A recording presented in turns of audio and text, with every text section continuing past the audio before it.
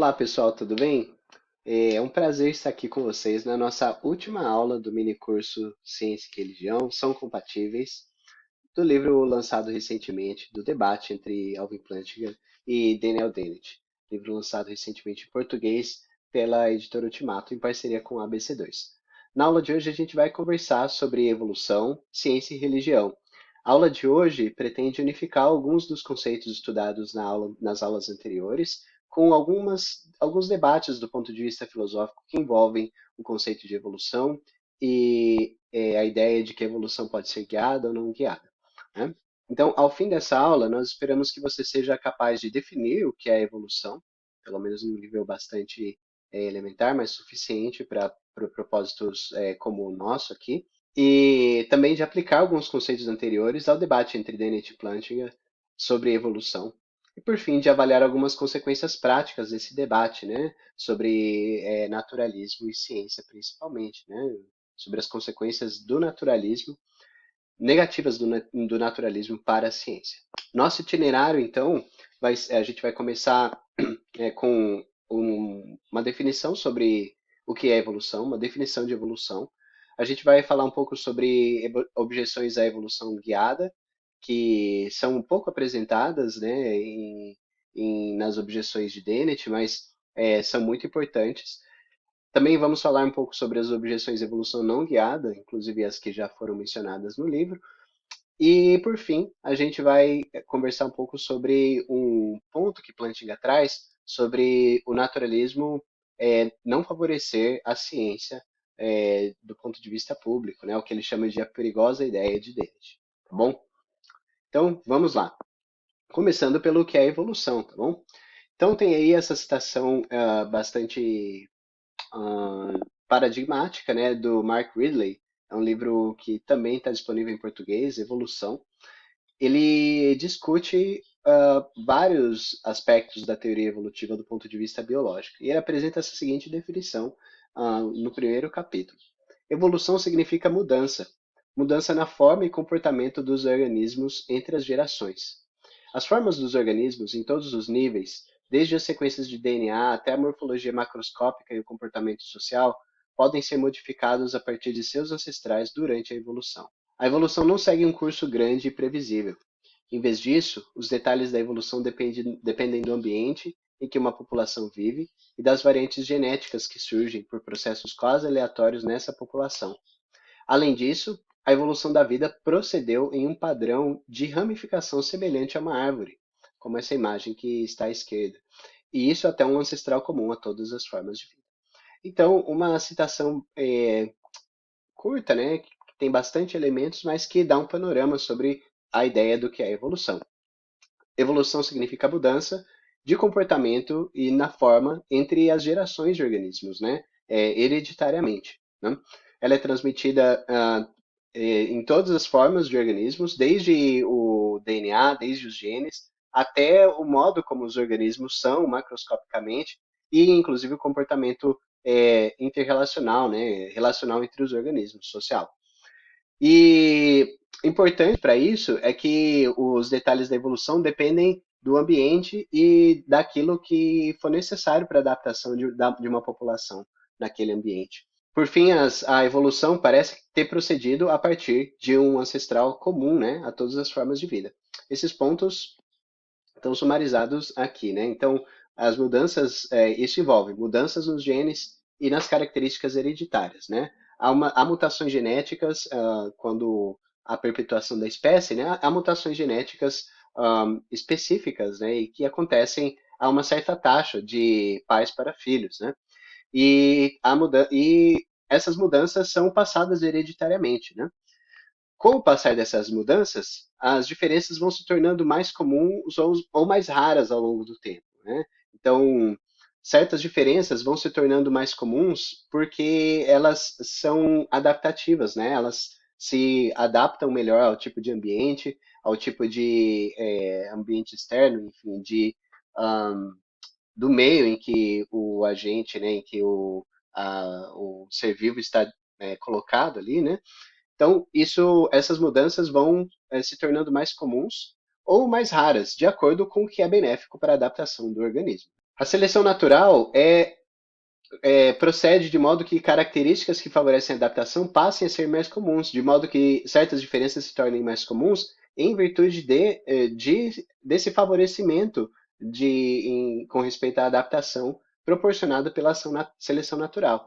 Então, ao longo das gerações, a seleção natural vai peneirando as características que sejam mais adaptativas e que favoreçam a adaptação, de modo que essas mudanças que vão se tornando mais comuns, né, as mudanças que foram melhores para adaptação e sobrevivência, vão passando a ser mais abundantes, né?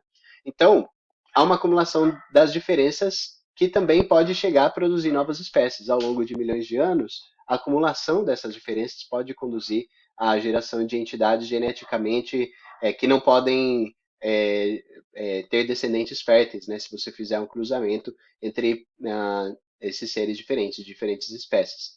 E então essa acumulação de diferenças genéticas e morfológicas pode ser tão grande que seres não podem nem mesmo se reproduzir, né?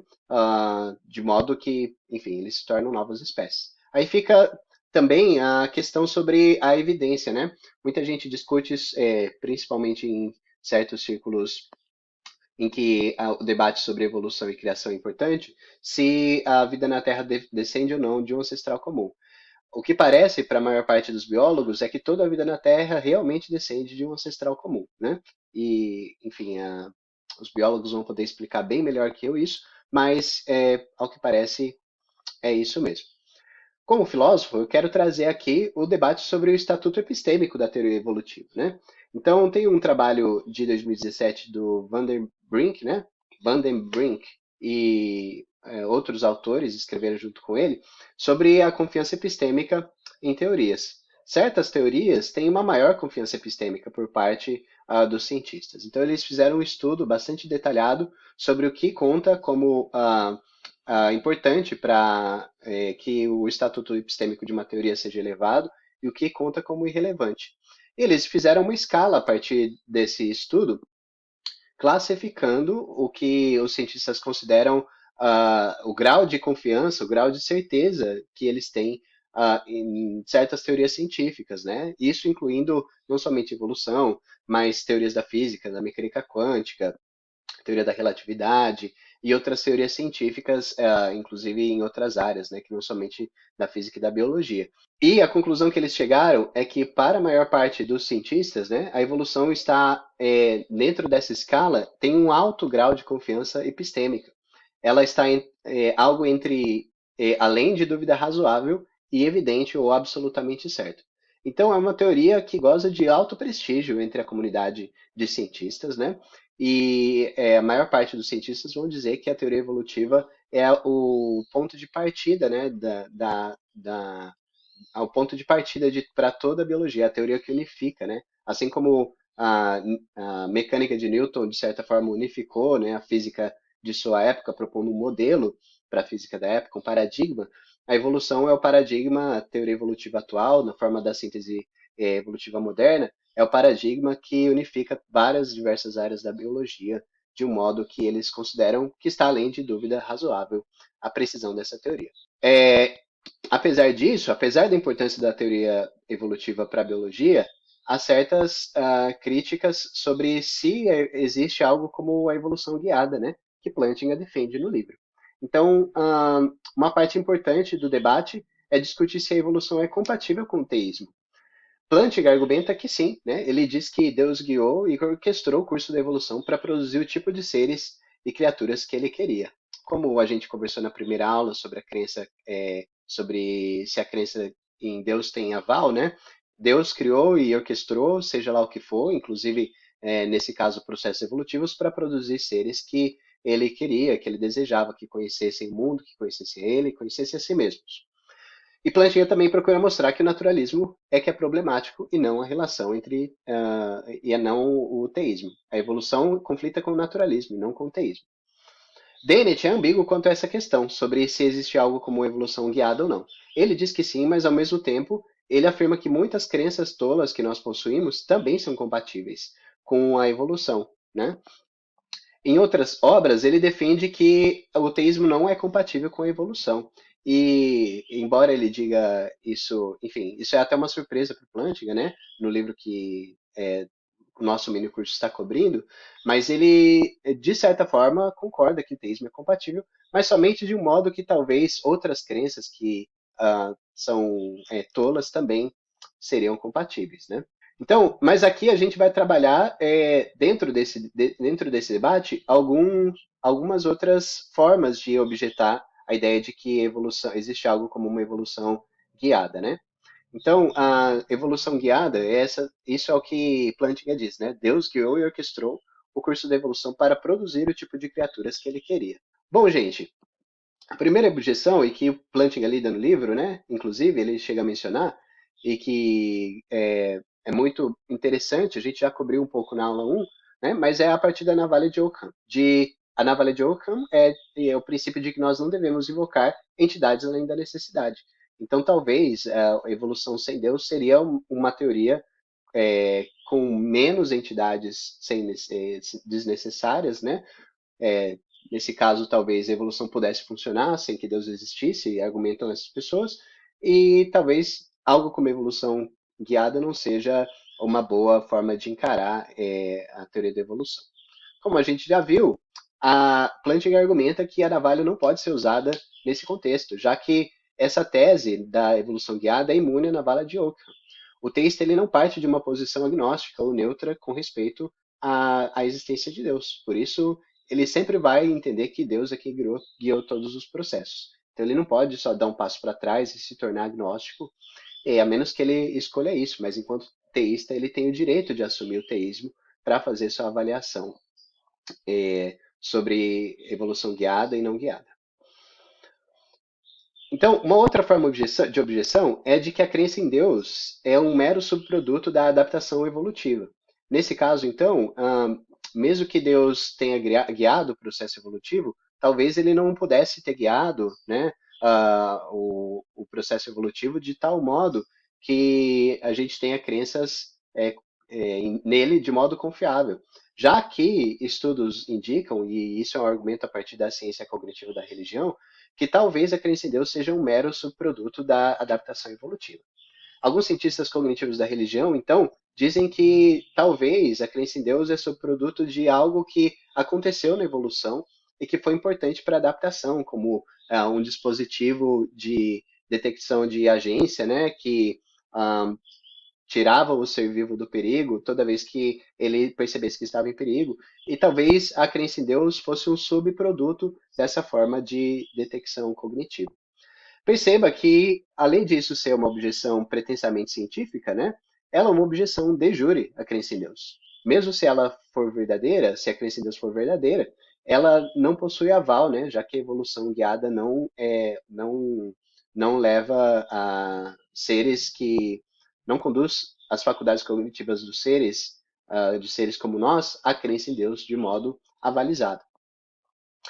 Então, a resposta principal a essa objeção é dada por Kelly James Clark e Justin Barrett, nesse artigo, A Epistemologia Religiosa de Thomas Reid e a Ciência Cognitiva da Religião. Esse artigo está disponível lá no site da ABC2 também fica a dica para você dar uma lida. Mas, basicamente, o que eles mostram é que essa objeção de jure assume uma objeção de facto, né?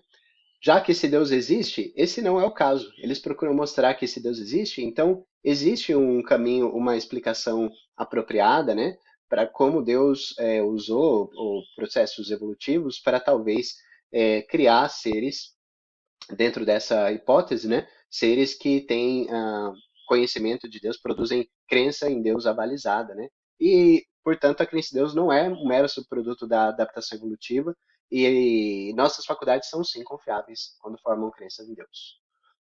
Bom, uma questão que é bastante importante aqui e que eu gostaria de trabalhar também é sobre se a evolução envolve aleatoriedade e não pode ser guiada nesse sentido. No livro, vocês vão encontrar, né, aqueles que já leram podem se lembrar disso, que certos processos aleatórios em pequena escala podem ser determinísticos, quando considerados em larga escala, né? O próprio Dennett considera que a evolução pode ser determinística. Então, qual seria o problema de considerar que a evolução envolve aleatoriedade e por isso não pode ser guiado? Bom, normalmente a gente olha para a aleatoriedade como algo que se contrasta com o determinismo, né? Se algo é aleatório, então isso não pode ser determinado de modo algum. Porém, quando a gente olha para esse ponto de vista, talvez haja motivos para a gente pensar que não é bem assim, né? Talvez um processo possa ser ainda assim aleatório de algum modo, talvez microscopicamente, mas ele é determinístico em larga escala e também pode ser guiado, tá bem? Só que existe um problema, né? O problema é o seguinte, que talvez processos aleatórios, como foi com a evolução, talvez levassem a seres vivos que não são como nós, né? Talvez são seres vivos muito diferentes. Então essa tese é proposta por Stephen Jay Gould. Ele diz assim, né, que talvez seres vivos que existem não existissem se alguns fatores fossem diferentes. Afinal, a evolução depende de fatores altamente contingentes e que, se não são aleatórios, estão quase à beira do acaso. Então, portanto, não deve existir algo como uma direção para a qual a evolução é dirigida, né? Esse processo é altamente contingente e não pode ser guiado porque ele não pode ser de algum modo determinado, né? Ele depende muito do acaso.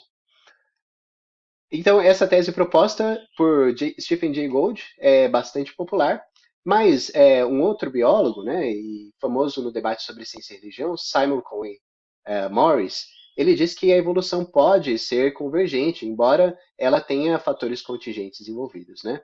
Então, existe algo como uma convergência evolutiva no processo de evolução. Existe algo como uma convergência que leva a certas estruturas de organismos e a certas formas de organismo e similaridades entre organismos, mesmo que a evolução seja contingente.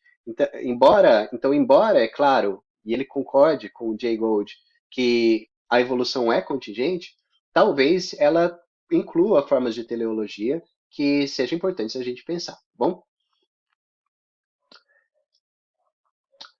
um outro problema que pode ser levantado aqui, nesse sentido, é o problema ah, de se a aleatoriedade e o acaso, né, aparente da evolução são compatíveis com o argumento teleológico, né? O argumento teleológico foi proposto principalmente por William Paley, lá no século XIX, como um argumento de que a partir do, da ideia de que o nosso mundo, né, e tudo que a gente observa tem propósito e se dirige para certos fins, nós podemos inferir a existência de um Deus que criou um mundo altamente complexo e que parece ter um propósito final, né? Então, isso faz parte de uma questão maior, né, sobre o argumento teleológico. Se a evolução que envolve aleatoriedade não pode ser guiada, não mostra que que o argumento teleológico deve ser evitado, né? E de fato, talvez a aleatoriedade implique uma diminuição do potencial desse argumento, né? Porém, possivelmente as abordagens anteriores possam ser úteis, as abordagens que a gente acabou de conversar possam ser úteis para reavaliar o potencial desse argumento, tá bem? Bom, agora por fim eu vou falar um pouco sobre a evolução e a ideia do problema do mal, né? Então, a ideia de que a evolução inclui sofrimento sem propósito aparente talvez seja um problema para a ideia de que a evolução foi guiada por Deus. Então, existe o argumento evidencial do mal, que a gente vai aplicar aqui no contexto do mal natural relacionado à evolução. A primeira premissa desse argumento diz que se Deus existe, não haveria males gratuitos. Porém, há males gratuitos. Então, a conclusão é que Deus não existe. Tá bem? Essa é uma questão muito importante que sempre é trazida em debates sobre evolução e fé cristã, né, principalmente, já que a evolução vai incluir necessariamente a morte de animais, né, e a luta por sobrevivência que vai incluir necessariamente sofrimento animal, extinções e por aí vai. Tem muitos materiais disponíveis que vão informar em português teologicamente você que tem interesse nessa questão.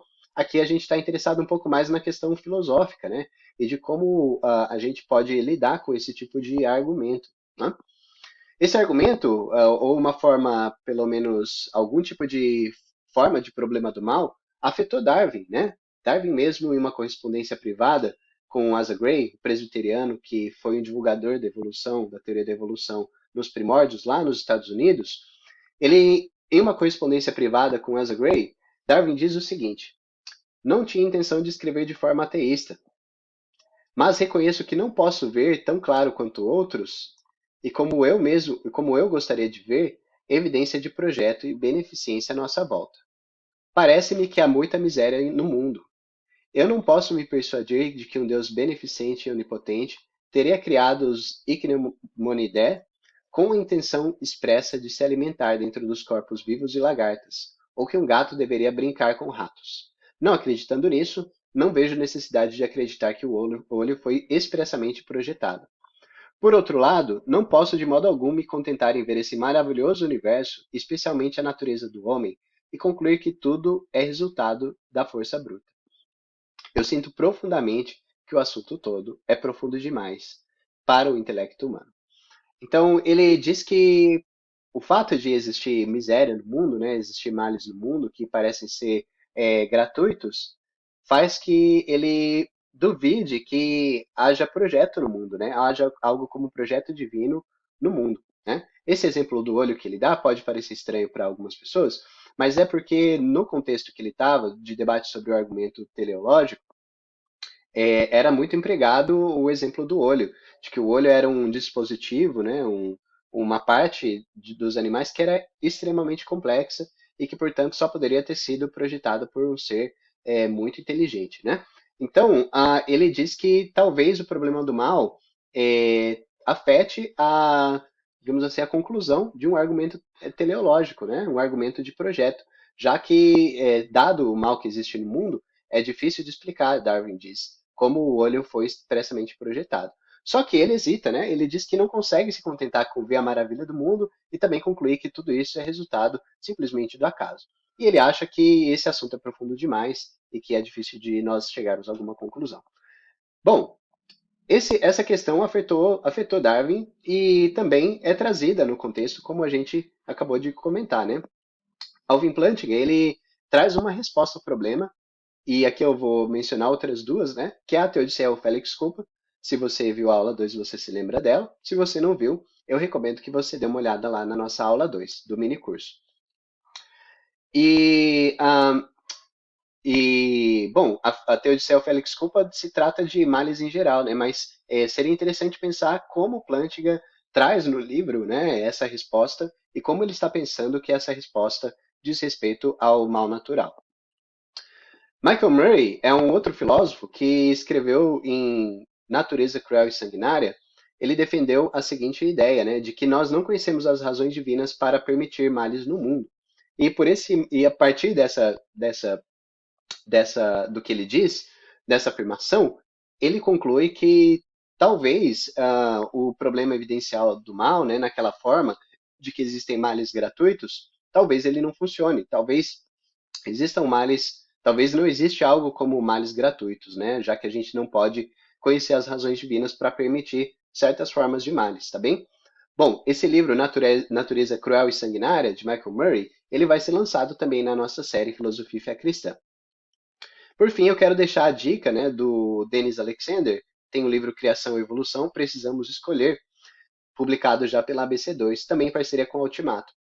Ele afirma que nós precisamos considerar uma perspectiva mais ampla, né, de um Deus que governa e sustenta o mundo fielmente. Um Deus completamente bom, que sustenta o mundo fielmente, talvez colocado na balança, talvez sobreponha, né, a existência de males que talvez a gente não consegue compreender no mundo natural. Mas que se Deus realmente governa e sustenta o mundo, e inclusive as leis naturais, de que falam os biólogos, os físicos e por aí vai, então nós podemos confiar que existe uma explicação. Em conjunção ali com a resposta do Michael Murray, né, a gente pode pensar que talvez exista uma boa razão que a gente não conhece, tá bem? Apesar disso, é claro, um debate que está sempre aí, na filosofia, debates são infindáveis, né? Então, o debate ainda é bastante quente. Vou passar um pouquinho, falar um pouco sobre a evolução não guiada, né? Objeções. Aqui a gente já conversou sobre um desses argumentos, que é o argumento evolucionista contra o naturalismo. que já foi abordado na aula 3. Se você quiser, dá uma olhada lá. Esse debate ainda está em andamento, tá bom? Bem, uma objeção à evolução não guiada, muito importante, é de que não existem evidências de que o processo evolutivo não foi guiado, né? Então, Plantinga chega a tocar nesse assunto em uma de suas respostas a Daniel Dennett, né? De que não existem evidências de que o processo evolutivo não foi guiado. A questão aqui é que essa objeção talvez seja um pouco controversa, porque de onde nós vamos tirar evidências científicas de que o processo foi guiado ou não guiado, né? Se, por exemplo, e essa é uma questão também controversa, né, a adoção do naturalismo metodológico, mas vamos supor que o naturalismo metodológico seja um bom ponto de partida para fazer ciências, né? Então, de onde nós vamos tirar evidências científicas, dado que, no caso do naturalismo metodológico, a ciência não tem por objetivo investigar se seres sobrenaturais interviram na realidade, mas assumir que eles não intervêm, né? Quando nós fazemos ciência. Então, de onde a gente vai tirar essas evidências?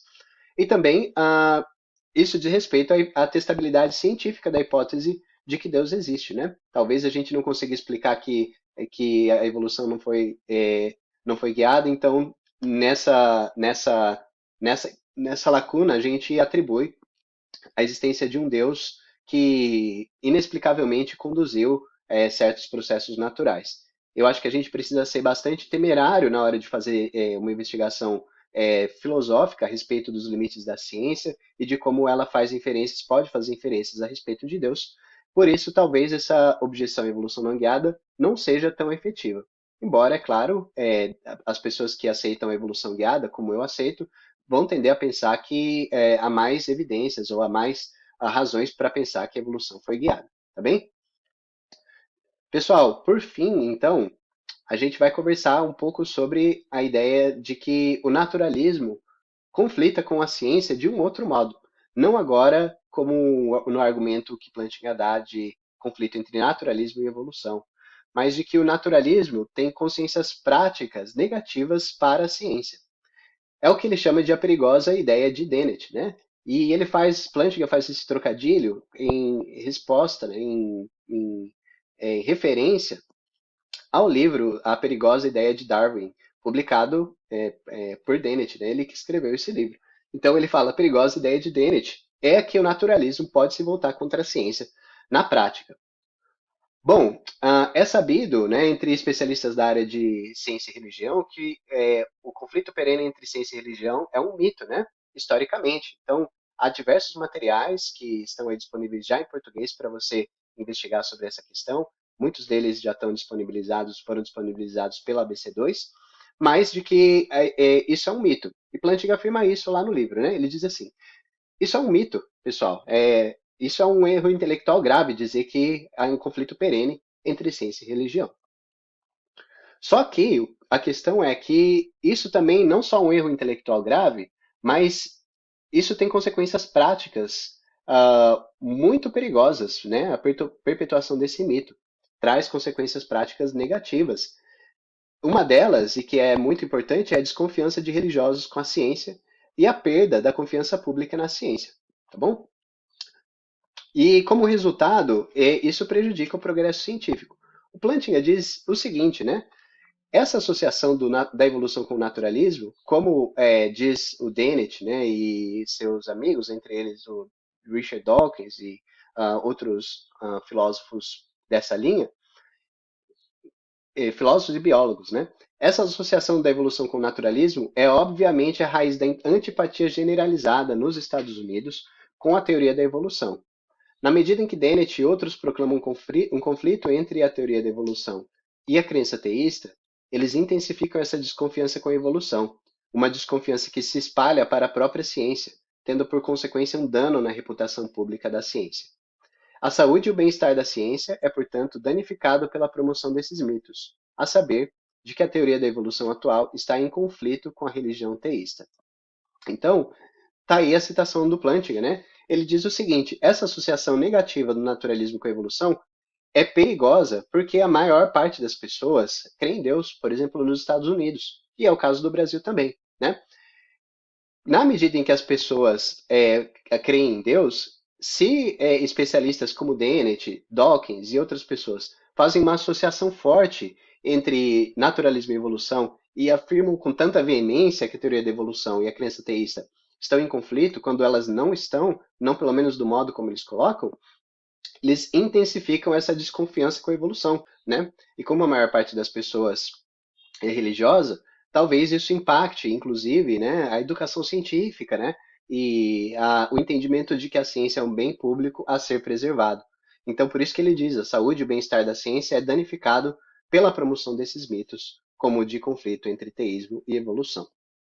Isso parece um pouco com uma tese já proposta por Peter Harrison, de que o conflito espalhado entre ciência e religião, apresentado muitas vezes por pessoas secularistas, que entendem que a ciência deve, desculpa, a religião precisa estar fora do espaço público.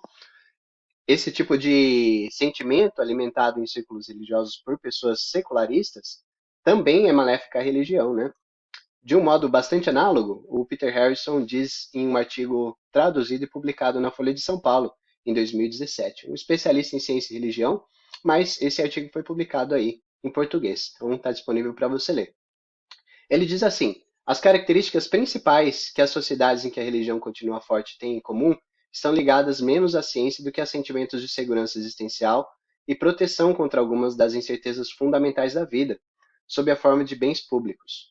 Uma rede de seguridade social pode estar correlacionada a avanços científicos, mas apenas de maneira fraca.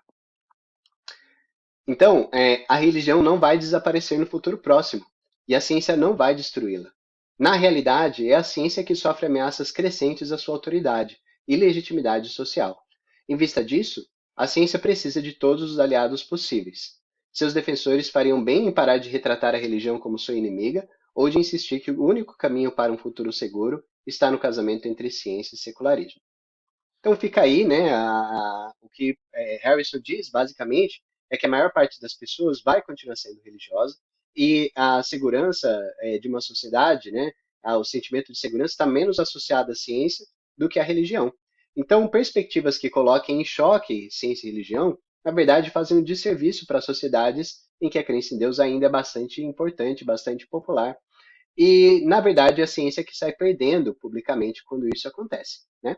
Eu espero que essas reflexões ajudem você a pensar um pouco sobre como nós podemos, por meio da nossa atividade acadêmica, né, e por meio desses conhecimentos que a gente tem abordado e já abordou aqui no nosso mini curso, pensar sobre como podemos abordar esses assuntos de ciência, religião e sociedade de um modo a contribuir pelo bem comum de forma mais efetiva.